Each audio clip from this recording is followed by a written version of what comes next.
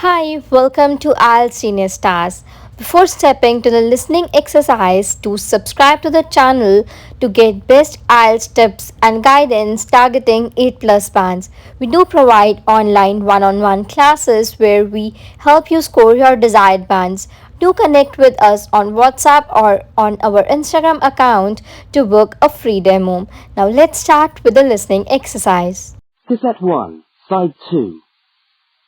Practice Test 2. You will hear a number of different recordings, and you will have to answer questions on what you hear. There will be time for you to read the instructions and questions, and you will have a chance to check your work. All the recordings will be played once only. The test is in 4 sections. Write all your answers in the listening question booklet. At the end of the test, you will be given 10 minutes to transfer your answers to an answer sheet. Now turn to section 1 of your question booklet.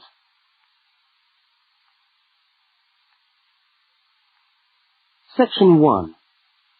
In this section, you will hear 2 overseas students, Kate and Lukey, being interviewed by a university counsellor.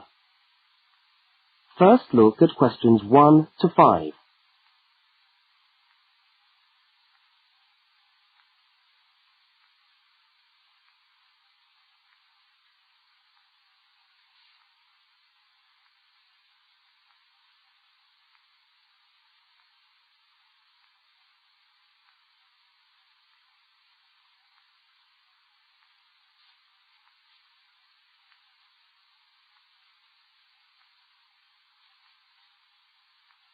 You will see that there is an example which has been done for you. On this occasion only, the conversation relating to the example will be played first.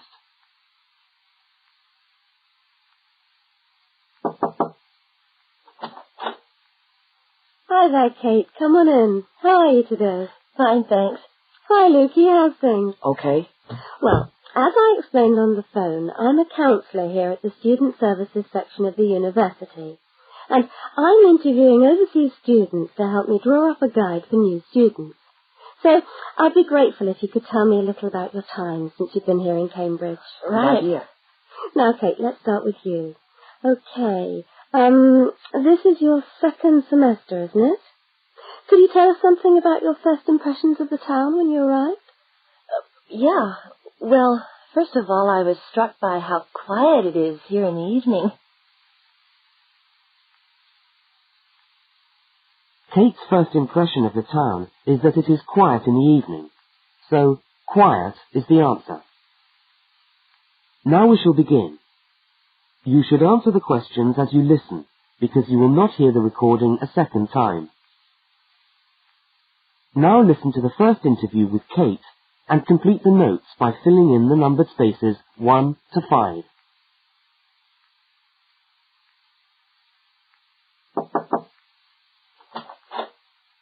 Hi there, Kate. Come on in. How are you today? Fine, thanks. Hi, Lukey. How's things? Okay. Well, as I explained on the phone, I'm a counsellor here at the Student Services section of the university. And I'm interviewing overseas students to help me draw up a guide for new students. So I'd be grateful if you could tell me a little about your time since you've been here in Cambridge. Right. Idea. Now, Kate, let's start with you. Okay. This is your second semester, isn't it? Could you tell us something about your first impressions of the town when you arrived? Yeah. Well, first of all, I was struck by how quiet it is here in the evening. Yeah, I suppose Cambridge is a quiet place. Where did you live when you first arrived? Well, I went straight into student accommodation. It was a kind of student hostel. Ah, right. So, you didn't have to worry about doing your own cooking or anything like that? No, but sometimes I wished I had. The food at the hostel was awful. Oh, dear. But how were the other students? To be honest, I haven't managed to make many friends, even though the place is full. People seem to keep to themselves. They're not really very friendly. Oh, I'm sorry to hear that. Well, what about the actual course? You're studying, I'm doing a master's by coursework in environmental studies. Oh, right. And how are you finding that? Yeah, well, it's been pretty good, really. I've enjoyed the course, but I feel there hasn't been enough contact with the lecturers. Oh. They all seem to be incredibly busy. The only chance I've really had to talk to them was on the field trip. Well, that's no good. Mm-mm. Could anything be done to improve the course, in your opinion? Well, I think it would be helpful to have meetings with lecturers on the course. Say, once a fortnight. Something like that. Regular meetings. Uh-huh. Yes, that could certainly help. Now, Kate, we'll come back to you in a minute, but I'd just like to ask Lukey some questions. Before they continue the interview, look at questions 6 to 10.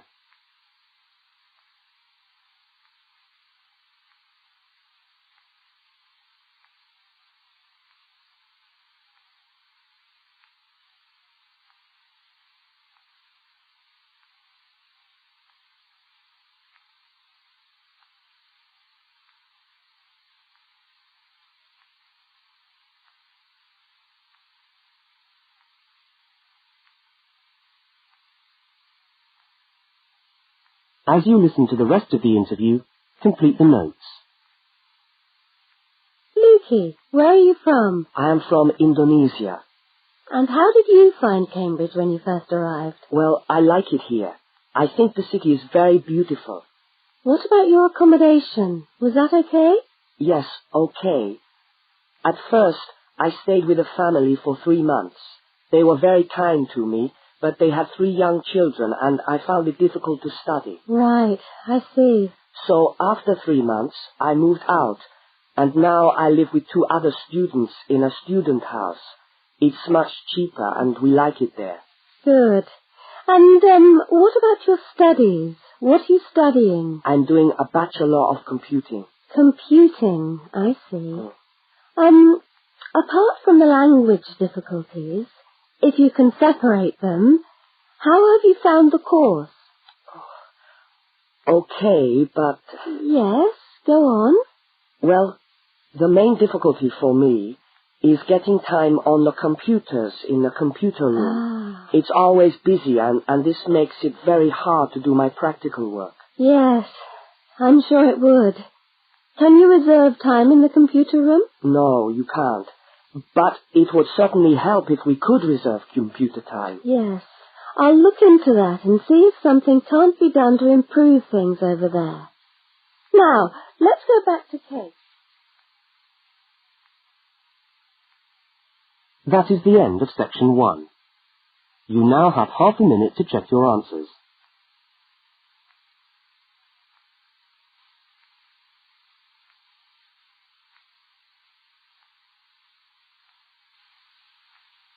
Section 2. You are going to hear a radio talk about buying a bicycle. First, you have some time to look at questions 11 to 20.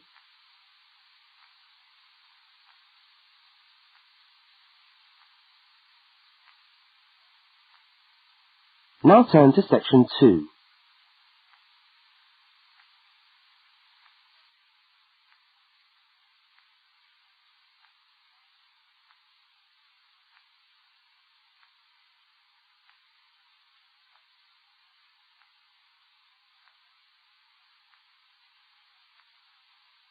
Now listen to the first part of the talk and complete the notes by filling in the numbered spaces 11 to 20. Well, last week we talked about buying camping equipment, and today I'd like to talk to you about buying a bicycle. A simple enough exercise, you might imagine, but there are lots of things to look out for to make sure you get the best deal for your money. Well, the range of bicycles is enormous. There are racing bikes, touring bikes, mountain bikes, or just plain ordinary bikes for riding around town. They vary enormously in 2 basic ways: price and quality. This means that the choice you make will probably be determined by the amount of money you want to pay, your own personal needs, what is actually available, or a compromise of all 3 things. However, in broad terms, you can spend anything from $50 to $2,000 on a bike, so you'll need to know what you're looking for. Single-speed cycles, that is bikes with no gears, are really only suited to short, casual rides. Their attraction is their simplicity and reliability. After years of neglect, they still manage to function, though not always too efficiently. If it's basic transport you're after, then you can't go wrong. 3-speed cycles, on the other hand, are all that is really necessary for most town riding, going to the shops and things like that. Like the single-speed bike, they're simple and reliable. If you are going to be going up and down lots of hills, then you'll probably want something more efficient. 5 and 10-speed bicycles are best suited to riding over long distances or hilly terrain and to serious touring. So if it's serious touring you're interested in, get a 5 or 10-speed bike. However, it's worth remembering that the difference in price between a 5 and 10-speed cycle is usually very little, and so it's well worth paying that little bit extra to get the 10-speed one. So I would tend to recommend the 10-speed bike as the price is similar. However, you'll be getting better quality components. Now the next thing we need to look at is size. Buying a cycle is like buying clothes. First of all, you find the right size, and then you try it on to see if it fits. Contrary to what you might imagine, the size of the cycle is not determined by the size of the wheels, except in children's cycles, but by the size of the frame. So you'll need to measure the length of your legs and arms to get a frame that is the right size for you. Well, that's all from Helpful Hints for today. That is the end of section 2. You now have half a minute to check your answers.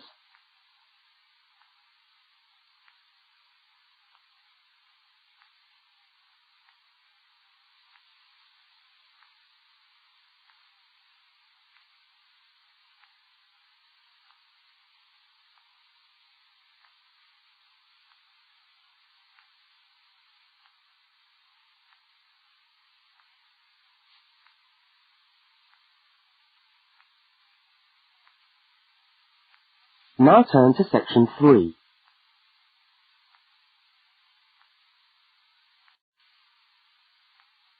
Section 3. In this section, you will hear a conversation between 2 students, Fiona and Martin, talking about a tutorial topic. First, look at questions 21 to 24.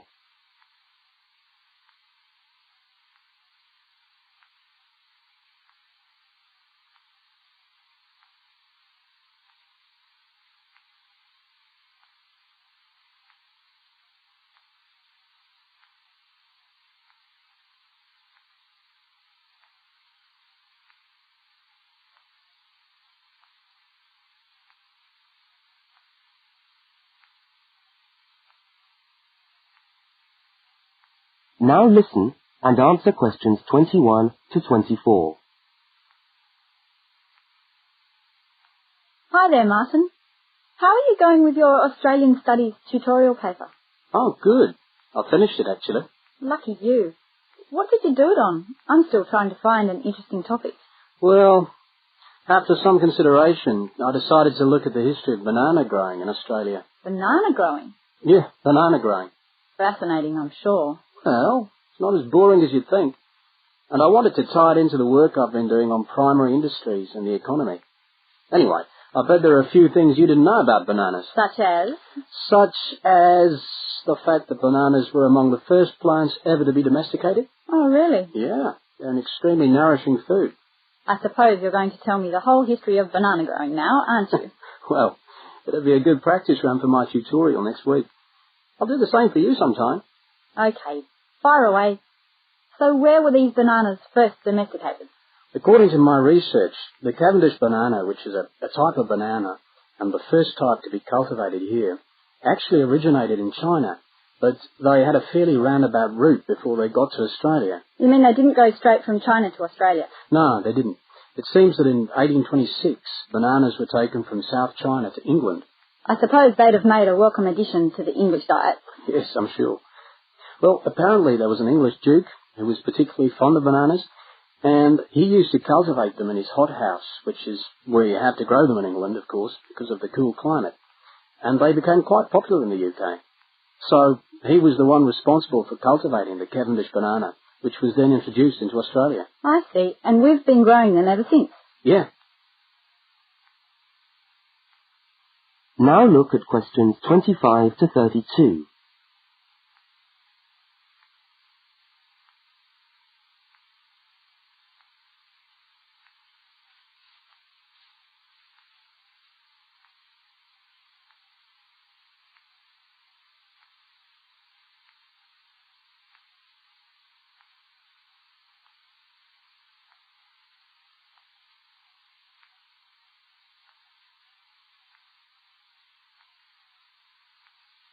As the conversation continues, complete Martin's notes. Are they hard to grow? Well, yes and no. To grow them in your garden, no, not really. But to grow them commercially, you need to know what you're doing. You see, you only get one bunch of bananas per tree, and it can take up to 3 years for a tree to bear fruit if you don't do anything special to it. But this period is greatly reduced with modern growing methods, particularly in plantations where you have perfect tropical conditions. Right. So what are you looking at? 1 year? 2 years? No, around 15 months in good conditions for a tree to produce a bunch of bananas. And once you've got your bunch, you cut the bunch and the plant down. So how do the trees reproduce then? Well, bananas are normally grown from suckers, which spring up around the parent plant, usually just above the plant. They tend to like to grow uphill, or at least that's the common wisdom. So that's why banana plantations are usually on hillsides, is it? Yeah, they grow best like that. That's interesting. If you plant them in rich soil and give them plenty of water at the beginning of summer, then they should be well advanced by the beginning of winter, when growth virtually stops. But in a country like England, they're hard to grow. Although you can grow them in a hothouse. But in Australia, it's not difficult. No.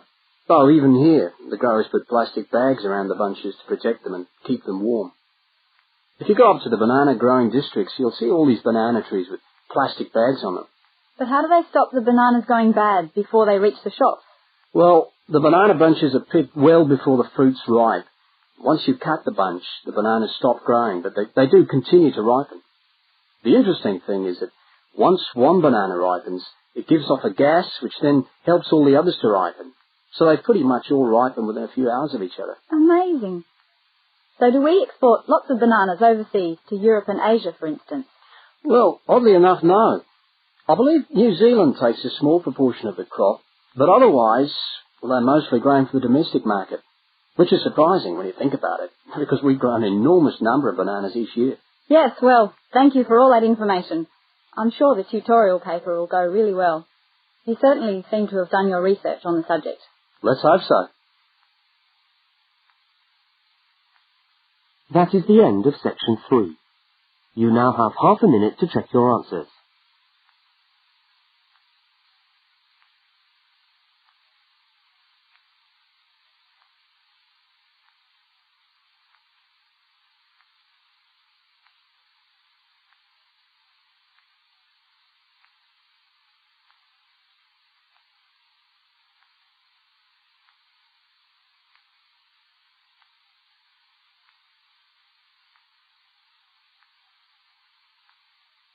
Now turn to section 4.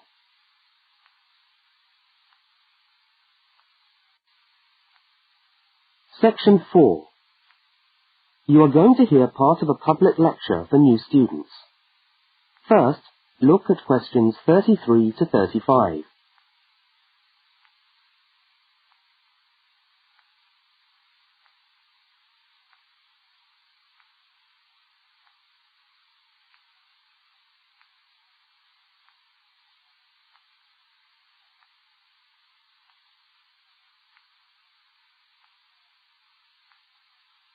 Now listen and answer questions 33 to 35.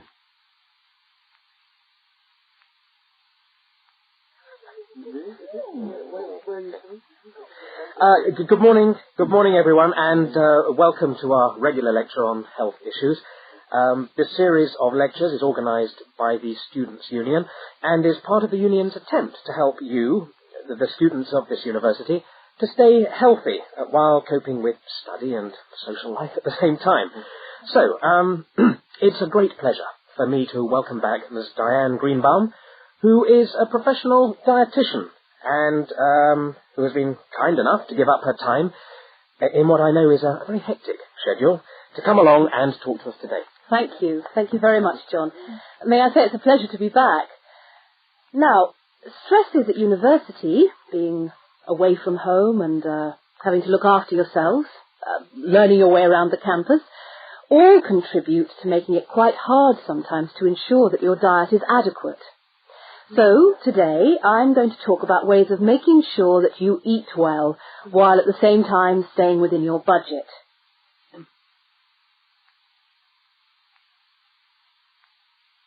Now look at questions 36 to 41.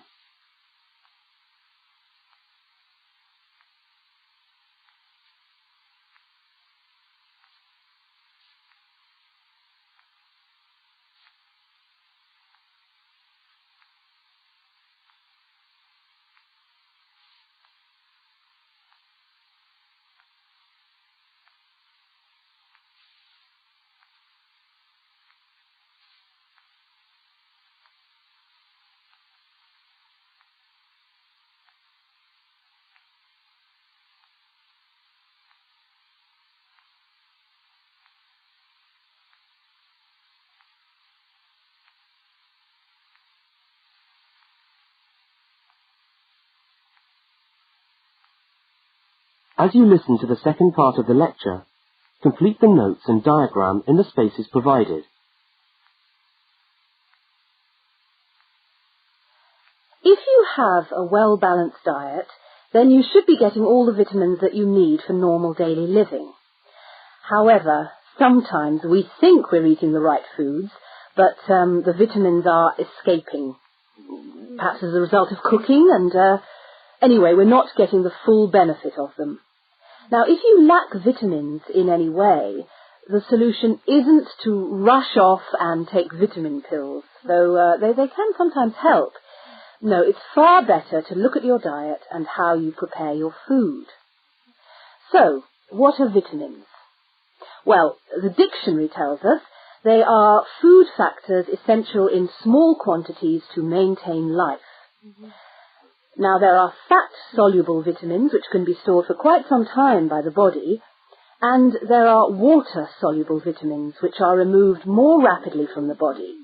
And so a regular daily intake of these ones is needed. Okay, so how can you ensure that your diet contains enough of the vitamins you need?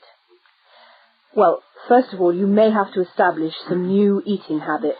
No more chips at the uni canteen, I'm afraid. Now, firstly, you must eat a variety of foods.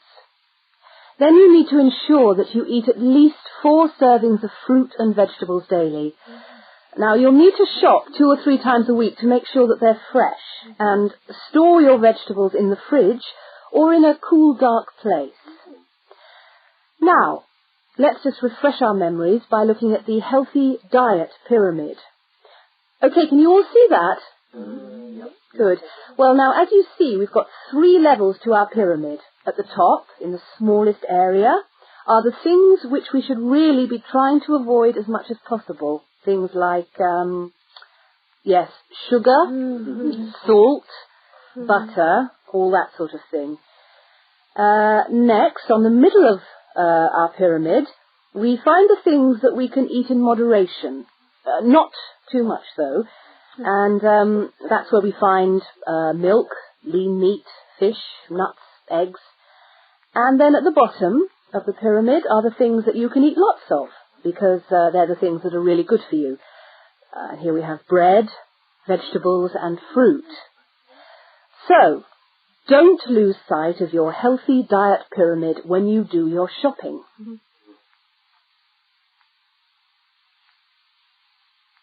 That is the end of section 4. You now have half a minute to check your answers.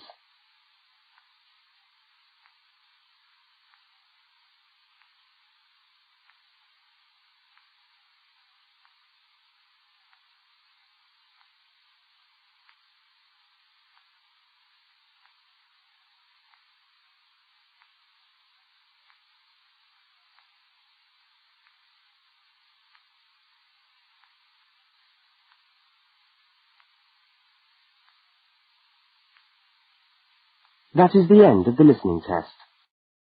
I hope you are improving daily by practicing listening tests from our channel. Do let us know in the comment section how much you scored. Thank you.